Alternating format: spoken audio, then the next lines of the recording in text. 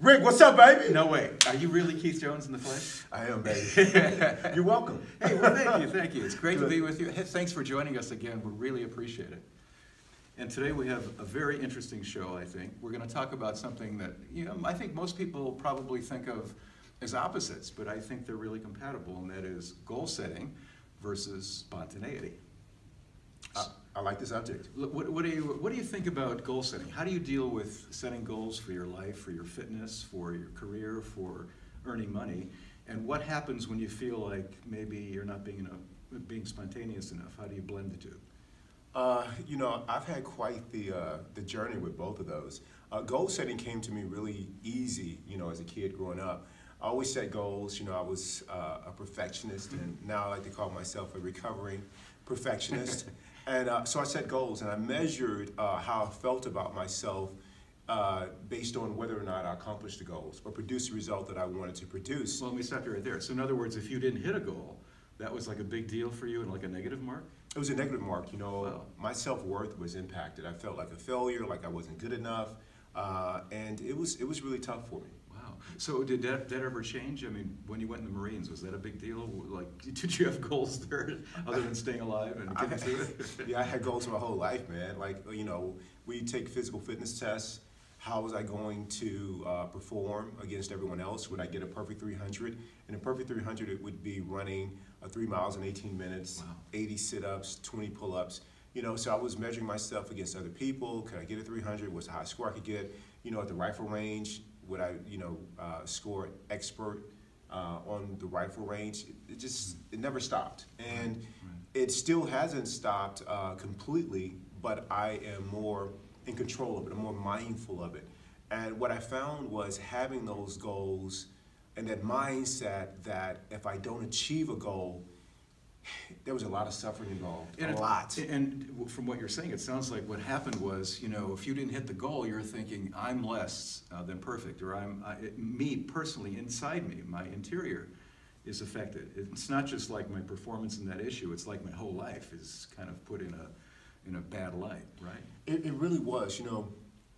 I didn't have, looking back and reflecting, I didn't have a healthy relationship with goals. I couldn't enjoy the experience because I was so tied to the outcome. And there was a big cost to me, not only to me, but the people that I was, doing the activity with, or if I was in a relationship with someone, they couldn't enjoy it because if they underperformed, I made them feel bad for costing us the win or the victory. If I underperformed or didn't come through, I was upset at myself for not being clutch. I still remember today when I was a kid, it was just a regular football game, playing out in the streets with my cousins. I was probably like 13 years old, and I considered myself having great hands, like Jerry Rice. That's what I thought. Well, you kind of look like Jerry. Well, thank you. Thank you. And I remember it's a tie game, we were playing, it was just fun. It was never fun for me. It was win or lose. There was no in between. There was no sense of enjoyment. I would only enjoy it for a second if we won. Well, anyway, my cousin threw this perfect pass. And we were in the street, and I would have laid out for this ball, to catch it, because it was going to steal the deal. And it was to this day, Rick, I'm 37 years old, so we're talking a lot of years, decades, and it slipped off my fingertips. I can still see it now, slipping off my fingertips, and me clutching to grab it. Oh, man. And we got in the car, my cousin was like, oh man, that was a great game. Even the players that were on my team, it was a great game. Not for me, it wasn't. I laid in the back of the car like this, like, I can't believe I dropped. I can't believe I can catch it. And it was a tough pass to catch anyway, but that is like, it is symbolic of the way I approach goals all the way until I got older, and now I have a different relationship with them. But in spontaneity, I don't know what that means. Like, I just recently became able to embrace spontaneity and appreciate it. What about you in goal setting? Well, goal setting is a similar situation. I think when you're in sports, especially, or when you're a student and you're trying to achieve something like getting into law school or having a goal that requires some discipline, you're always sort of suffering under the labor of having to do what you need to do to get the goal done. Right.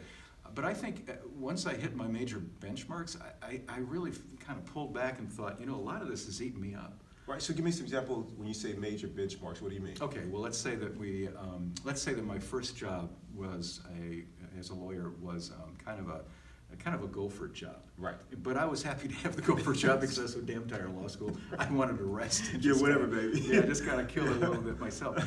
So I started to have at that time a little bit of a different interpretation of what goal setting meant for me. And so what I started to do was, instead of thinking about benchmarks, I was thinking about, hey, what really makes me happy? What kind of stuff do I really enjoy doing?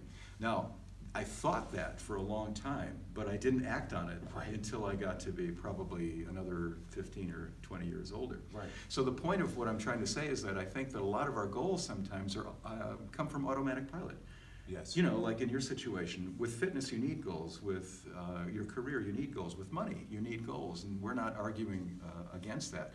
I guess the point about spontaneity that I think ought to be made in connection with goals is that if you're so consumed with goal-oriented behavior that you miss things that could be not only as important as your goal, but maybe more important, you miss out on life. And the art of life is figuring out what the goal is, what the spontaneous act is, and blending them. So you didn't develop spontaneity until what? Tuesday? Was it? Yeah. Last Tuesday. Last Tuesday? Okay. No, it's. Well, tell me about your struggle. Why was it a struggle for you? It's back to self-worth. I tied it to at an early age. I was kind of clear on what my potential was, or at least I thought I was, and if I felt, and that potential was to win, be number one, and if I was number two, it better be a good reason I was number two. And so that attachment to that kind of identity, was part of my struggle with goal setting. It was, like I said, it was an unhealthy relationship because it involved a lot of suffering because, I'm not Michael Jordan, I'm not Jerry Rice. So hitting that mark all the time, that didn't happen for me. And while some people will look at my performance like, oh man, he's fast, or he can jump, or he's smart, and he did well in school, for me, that still wasn't good enough. And so I really had to take notice when things didn't work out and there was a lot of suffering. And like I said, it wasn't until I got older that I was able to step back and be like, man, this goal setting thing, or my relationship with it, is unhealthy because I was missing out on a ton of life. So even though you may not be as spontaneous as some folks, you've at least pulled back from the idea that the goals define who you are as a person.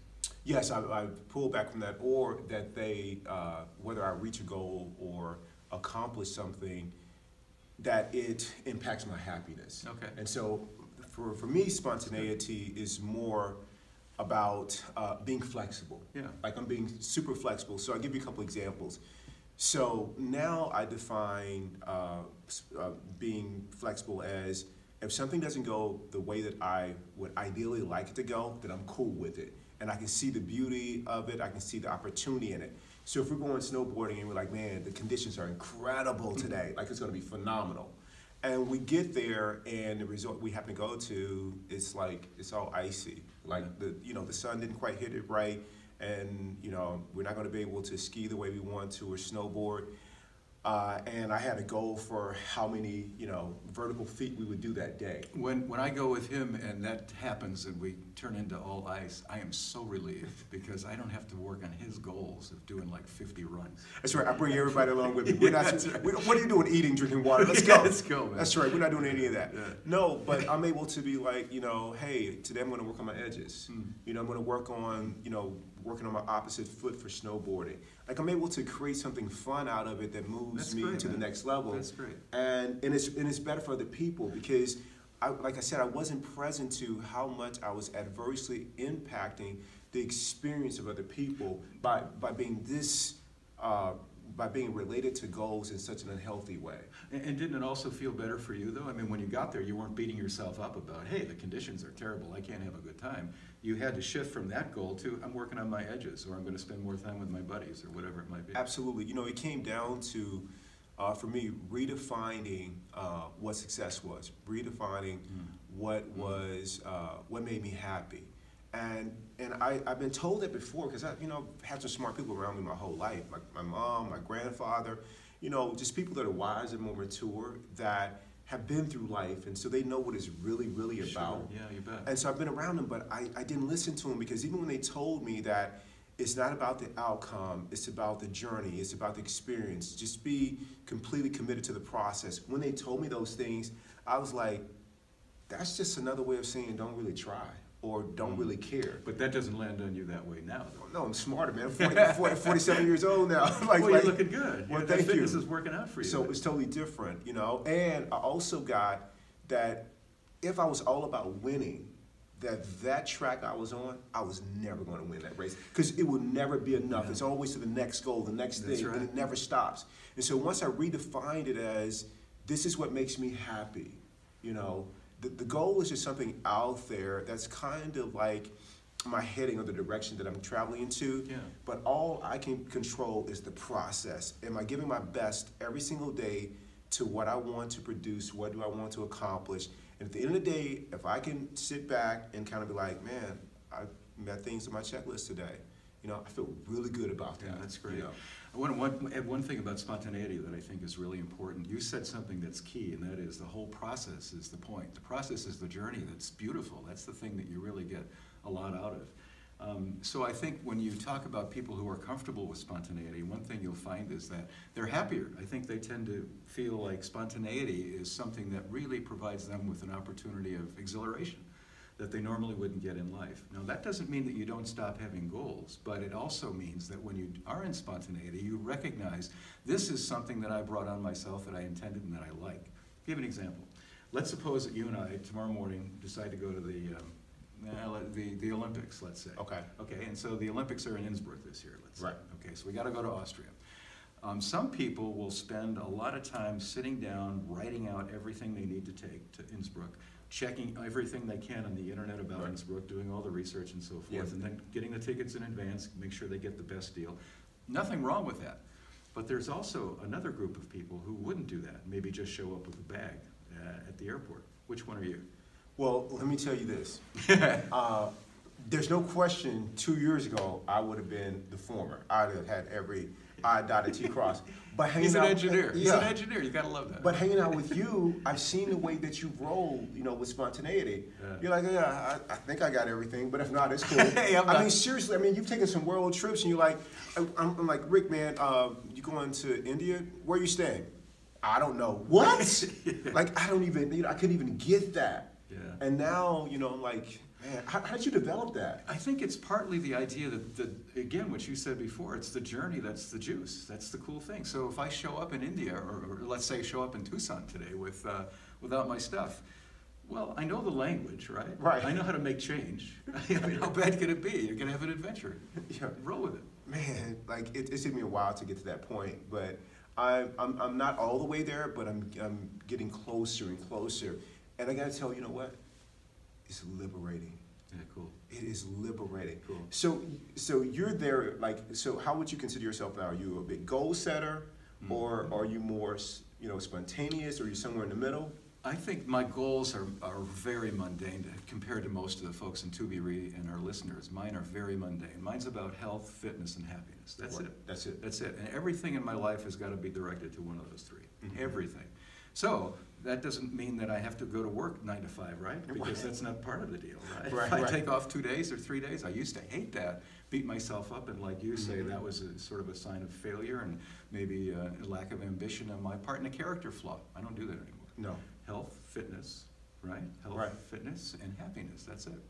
So for me, I go back and forth with what things I want out of those, but it definitely no longer includes material things. Mm-hmm. I'm very concerned about making sure that if I buy something new, something old goes.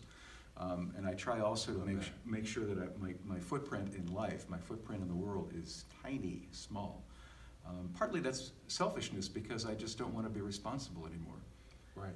You know, in a society right now that will, you know, that's a capitalist society here in the States, and that will absolutely take every bit of anything you have to give. It'll rob you of time with your family, of, you know, taking care of yourself. It will just like suck you dry. What is your advice, or what are one or two things that you can tell our listeners about managing that so they can live their best life and be happy? Well, I think we've touched on this before, and you had some great suggestions in a former show about detaching from outcome. Don't fall in love with your goals. Have goals, but make them elastic, and don't beat yourself up about not making them. Pick yourself up and go forward, but if the goal needs to change, if you're missing something that's really enjoyable and fun, don't stick with the goal. Go with the fun thing, redefine the goal, and set a new course. Good, and so that's something for our listeners. But before we close, if you can give our listeners one more thing. You know, as a parent, you know, you may have had some goals that you wanted for your, you know, for your son, Chris. What's your, you know, being now older at this stage in your life, you know, Chris being happily married in a career he enjoys, what's advice that you would give Chris, that you wish you would give Chris then, or did you, you know, back then say to Chris, hey, listen, whatever you want to do makes you happy, or were you more like, hey, this is what you got to do, these are the goals? What's the advice to parents? Now, that's a great question. I think when you start asking parents what they could have done differently, it's another 5-hour show or something. I think a lot of things, but I did trust him to do what I thought was right for him, but I also made him toe the line with respect to grades. I think there are a lot of things that I would have preferred that I had given him stronger advice on and better guidance on, like playing an instrument. You know, he played a trumpet and then he let it go and I didn't harp on it. But I want to be really careful about this because I think with kids, you have a responsibility up to the point of where they're able to launch on their own and be their own people. Right. And there's a big difference between protecting them and providing for their health and safety, and then trying to make them do what you want them to do. Right. Now, in my case, I went to a fairly average undergraduate school, and so I was bound to determine that I was going to get my kid into the school that I wanted him to go to. He didn't like that, but I insisted, and I'm really embarrassed that I did that. It should have been more of a joint pick, but I overrode it. That was wrong, and I'm considering suicide now. No, it worked out. Well, can you add me as a beneficiary along with Chris? You already are, man. You're in the will. I love that sweet crib you got up in Sedona, baby. Yeah, man. You're always welcome. I know. And you guys are always welcome to just give me a little notice, okay? Well, great. Rick, thank you for the show topic on goals versus spontaneity. I appreciate it, and thank you for your example of living more in the moment. Hey, Betty, it's always great being with you, and you're doing a great job for all these folks at ToBeRe, and he's the real deal. I love you, man. I love you too, Rick. Adios. Thanks, baby.